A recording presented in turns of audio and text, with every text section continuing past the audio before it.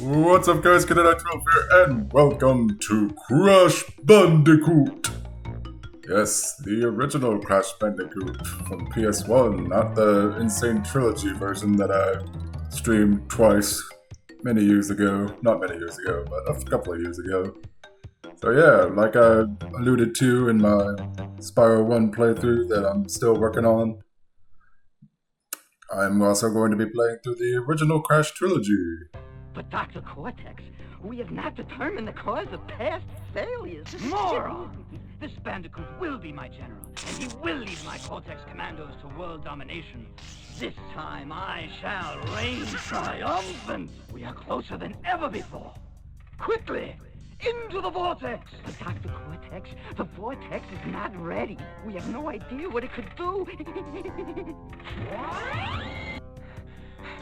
Failure again. Capture him! Uh-oh. Prepare the female bandit. The female Bandicoot. Rest in peace, Brendan O'Brien. So yeah, I am playing through the original Crash Bandicoot. I'm gonna play through the original Crash trilogy like I'm currently playing through the original Spyro trilogy. And let's go ahead and start.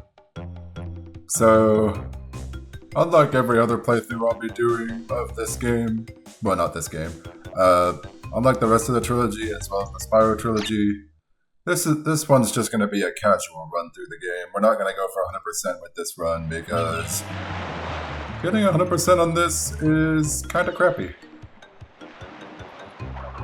It's not like, it's not Crash Bash 200% or Crash 400% levels of bleh, but because I have actually beaten this 100% before. Actually, I've done it 3 times, but only one of those times was actually legit, like the other 2 times I was using save states. But yeah, there's that. But this one's just going to be a casual run. Just me going from the game from beginning to end. Maybe I'll show off the secret levels, but I won't go out of my way to try to get 100%. Because getting 100% on this is so... This is like so unnecessarily hard compared to how the sequels go. Because unlike the sequels, with this game, if you die at all, like after a checkpoint, the boxes reset, which means that you can't get all the boxes unless you really want to go through backtracking. Like, backtracking throughout the whole thing, which, why would you want to do that?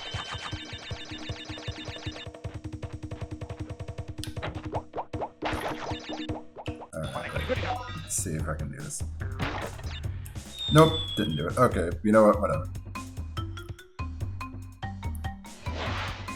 I thought about trying it, but only the one try. I'm not gonna bother with it second time. Yeah, so unlike the sequels, this game pretty much requires you to beat the whole level without dying and getting all the boxes. Like, beat the whole level and get all the boxes without dying. It's basically the classic equivalent of the insanely perfect relics from Crash 4. And this game, it isn't so bad because most of the levels in this game are a lot shorter than the Crash 4 levels, but it's still unnecessarily hard. It doesn't have to be that way. It's stupid that way. I really don't like how they handle 100% in this game. It's just stupid.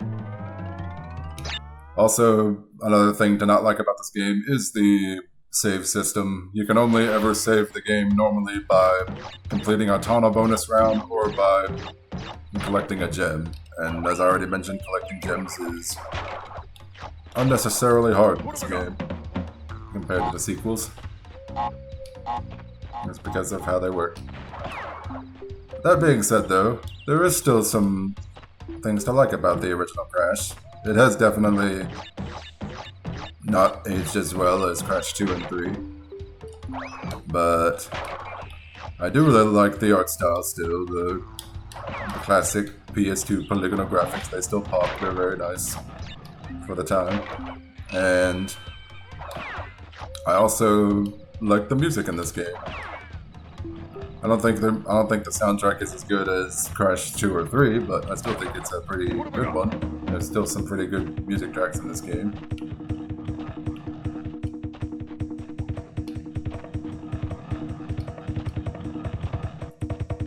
Alright, this is the level where we need the green gem to get all the boxes. But we don't get the green gem until much later on. But again, I'm not going for all the gems. This is only a casual run.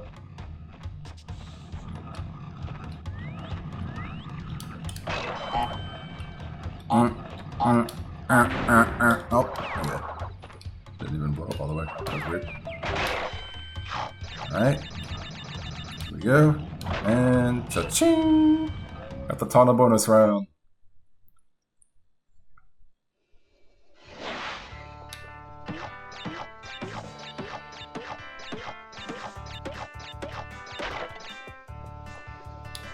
Yeah. They got, like... This is definitely the weakest game in the original trilogy because the controls aren't as good as in later games. There's not much to Crash's moveset in this game. This was before he got the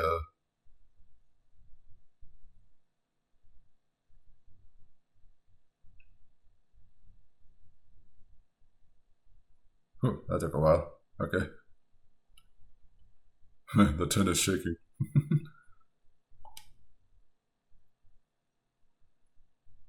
Yeah, but this was before.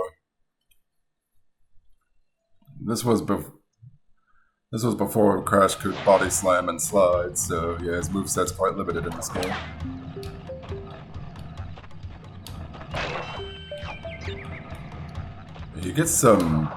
Crash gets some forward momentum in his spin, I've noticed in this game especially, compared to like Crash 2 and 3, which I think can sometimes mess up with the platforming. Like your momentum can send you like off the edge and into a pit and you're dead. Missed 3 boxes! That's alright, I don't really care. So I'm wondering how long I'll actually go here. Maybe I'll keep going until I defeat Papu Papu and then see where I go from there. Or maybe I'll try to beat the whole island in the first part here. The whole first island. There's 3 islands in this game. 3 islands of 32 levels. What have I got?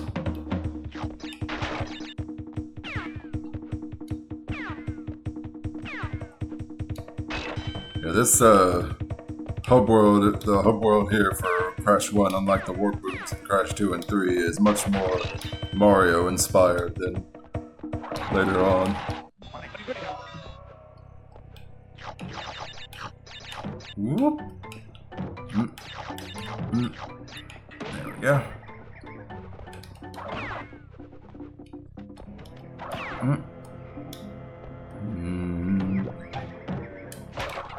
What have I got?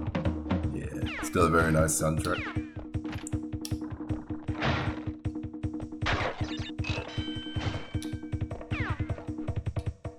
Alright, and whoop. Cha-ching! And again, much like me with the original Spyro trilogy, in comparison to Reignited trilogy,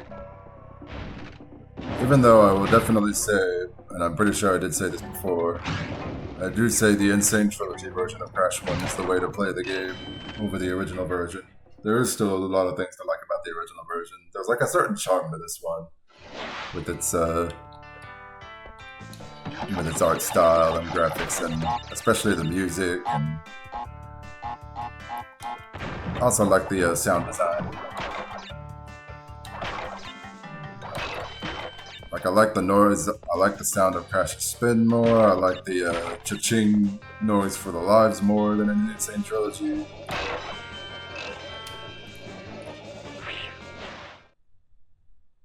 This is much better that way.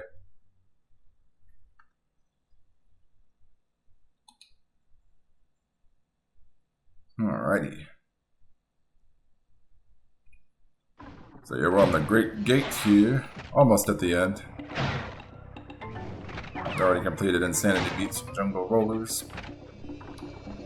We need the yellow gem for this one. to actually get all the boxes in the level. But not gonna happen. I may do a little bonus video where I do show off the 100% ending after I'm done here, but that'll be for another time, and much rather just care to get like a casual run done here. Boulders. Oh boy, this level. This was before they got the chasing levels down in later Crash games.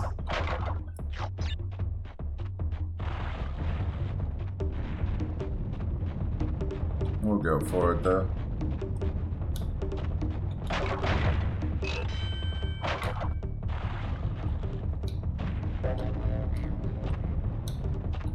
I love that.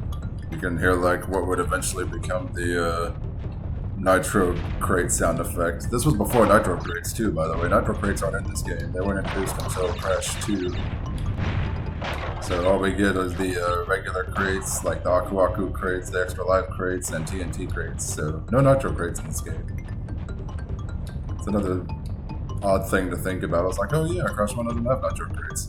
Nitro Crates have become like such a staple of Crash now that it's weird that it's kind of easy to forget they're not in the first game.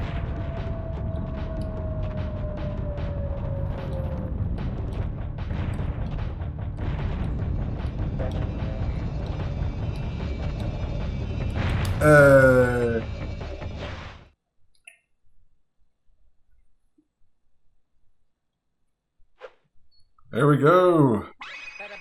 We got a gem. Da-da-da! That is a very weird character model.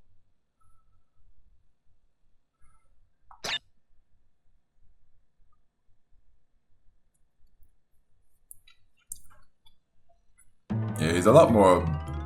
Crash is like he definitely got more skinny in Crash 2 and 3. At least I feel like he did. Alright, so we got Upstream here. So, with some exceptions, pretty much every level in this game has, there's like 2 different versions of every level type in this game, almost, except for a few levels, such as like the lab and Cortex Power. But like, there's gonna be like another level like this one later on. There'll be another level like the jungle level that we did earlier.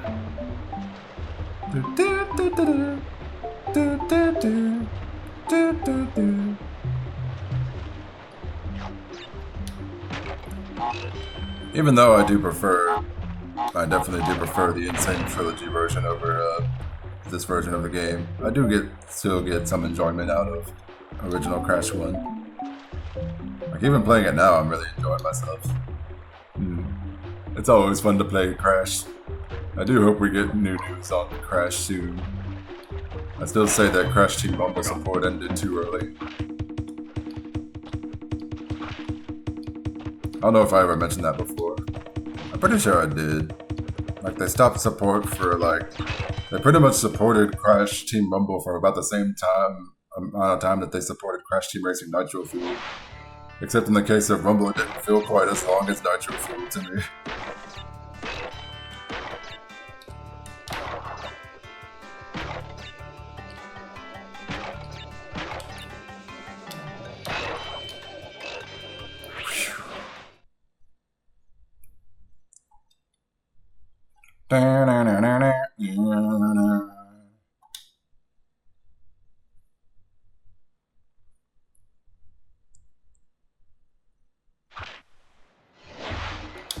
That's one of my favorite music pieces in this game is the Tona bonus round. Very nice. Dun, dun, dun, dun, dun, dun, dun, dun, dun. Very nice indeed. Oh, we missed 3 boxes again. No, but we couldn't get those because we didn't have the orange gem. By the way, the orange gem. This is the only Crash game to like have an orange gem, pretty much. Well, at least the only one in the original trilogy to have it. I can't remember if there's any other Crash game that has an orange gem, but I'm pretty sure not. Alright, Papu Papu. The first boss. Papu Papu. Oh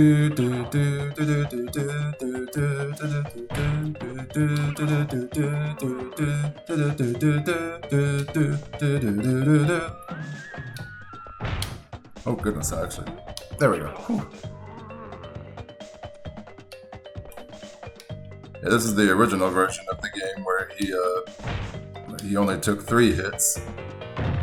In the Japanese version of this game, he took 5 hits, and with the Insane Trilogy, they decided to make it so that he does take 5 hits, just like the Japanese version.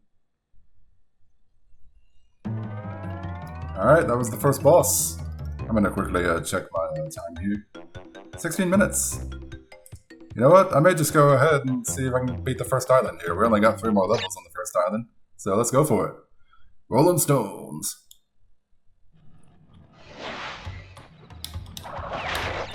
Whew. Oh, okay. Alright, here we go. My controller was messing up again for a bit, but it's fine now. What have I got? Alright, so for Rolling Stones here, the sister level of Jungle Rollers, this is the level that introduces us to Brio bonus tokens, which don't have any purpose in this game outside of giving us a bunch of lives and being like super hard. Probably the hardest type of level of bonus levels in the game.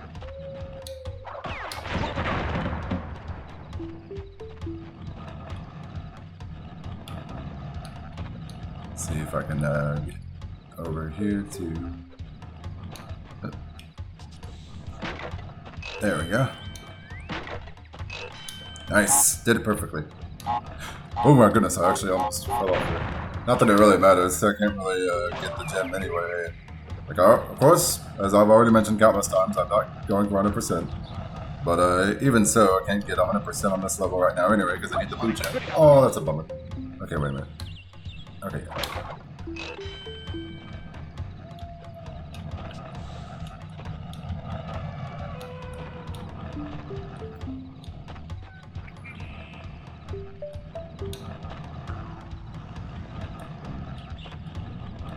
Yeah, it can be a little tricky.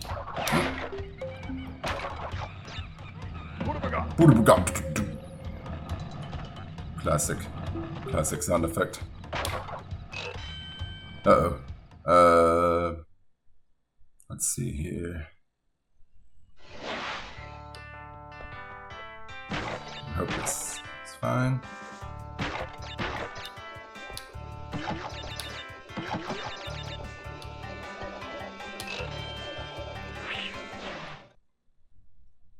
Yep, okay, we're good. I've had problems where like the game would crash on me when doing that bonus level before, but we did fine here. We're good. Alright. So let's continue on. But it's very nice to be able to play these classic versions of Crash and Spyro.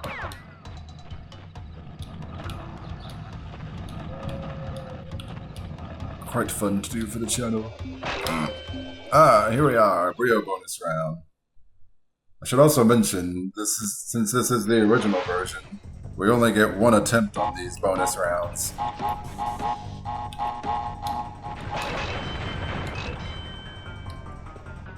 Unlike the Insane Trilogy, we only get 1 attempt with each bonus round, so if we die, we can't do it again. And I did it! Woo! Nice. Also, love Brio's boss theme there. One of my favorite music tracks in all of Crash Bandicoot. Very nice indeed. But yeah, they made it so... In the Insane Trilogy, they made it so that you could try the bonus rounds again as many times as you want. But the trade-off is that now the boxes in the bonus rounds are required for the box gem. So, in some cases, that makes things harder.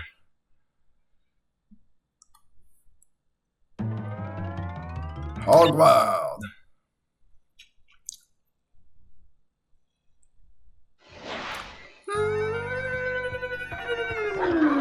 The first animal riding stage in Crash Bandicoot history.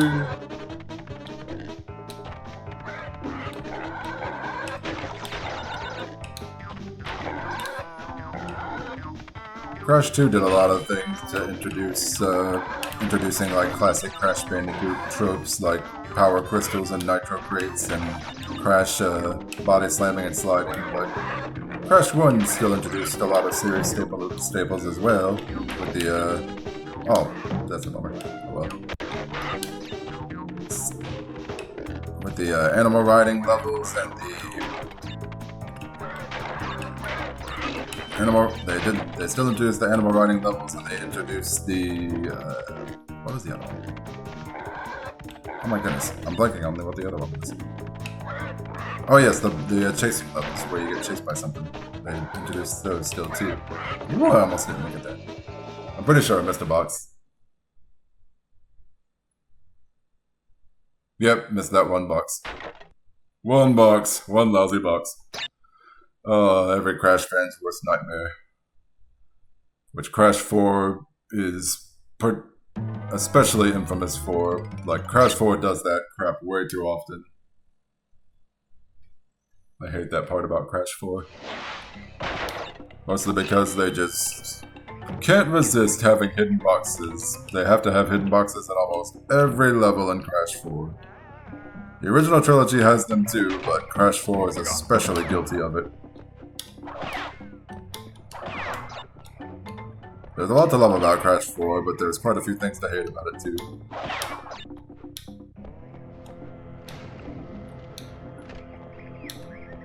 Crash 4 is just like, hey, we'll take the best parts about the original Crash Bandicoot games and make them even better, but we'll also take the worst things about those games and make them even worse. That's pretty much how I think of Crash 4 in a way.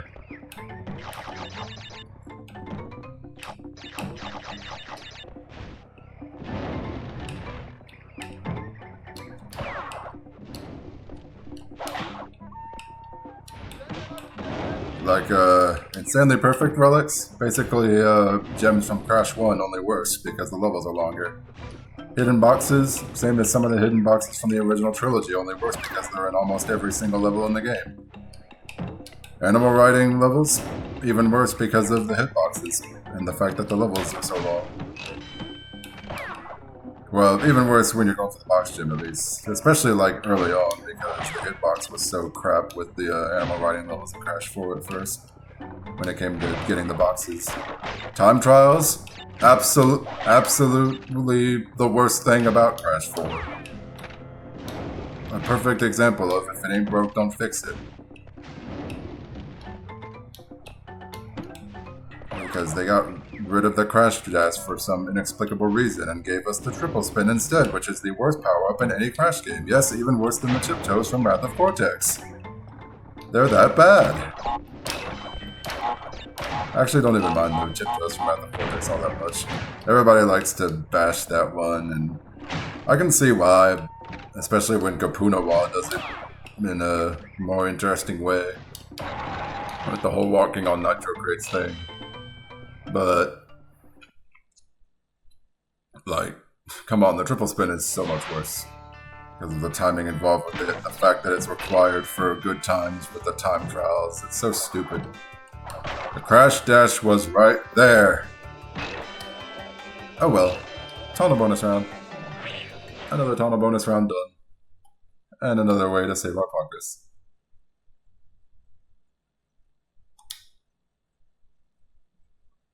Going back to Native Fortress.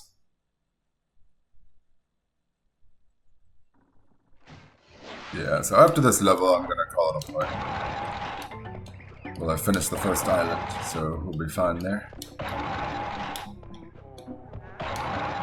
I might just try to see if I can complete all the island, like, separate it all into one part, like, based on the islands, but we'll see.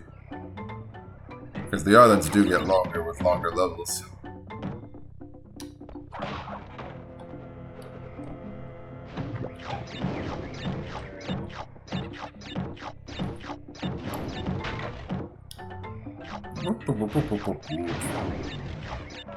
I do like this little trick of like just going in the background behind the wall walking around. Yeah.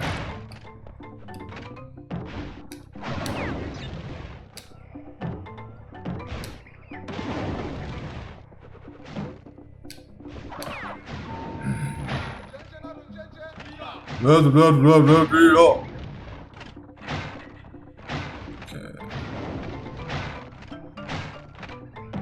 Gotta time that right.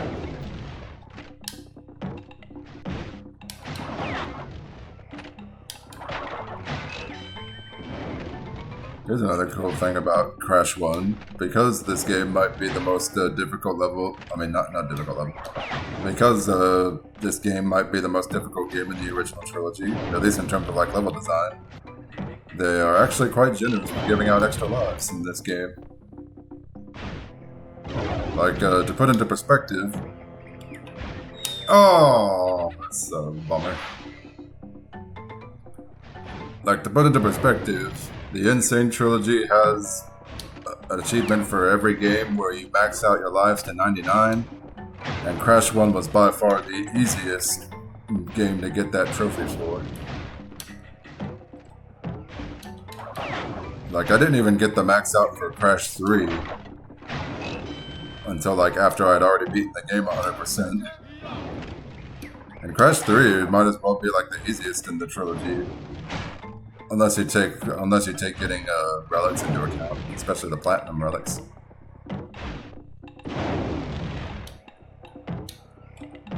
There we go.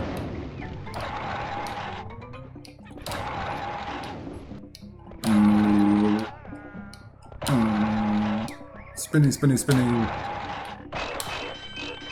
Alright, making our money back in lives here with all the lives we were losing before. Whoop. Whoop, whoop, whoop, boing, boing. Yeah, see, look at that. We got like 7 lives just there. I told you, just in that last sequence alone, we got like 7 lives. Told you the extra live. They're quite generous with giving out extra lives in this game. Alrighty, so that'll about do it for this first part of Crash Bandicoot 1, original Crash Bandicoot 1. Next, we completed the first island. Next time, we begin the second island with Up the Creek. So, thank y'all for watching, and get ready for more Crash Bandicoot coming up, as well as me continuing Spyro the Dragon as well as other videos coming up. Everybody have a good day, take it easy, stay safe, and see y'all next time. Bye!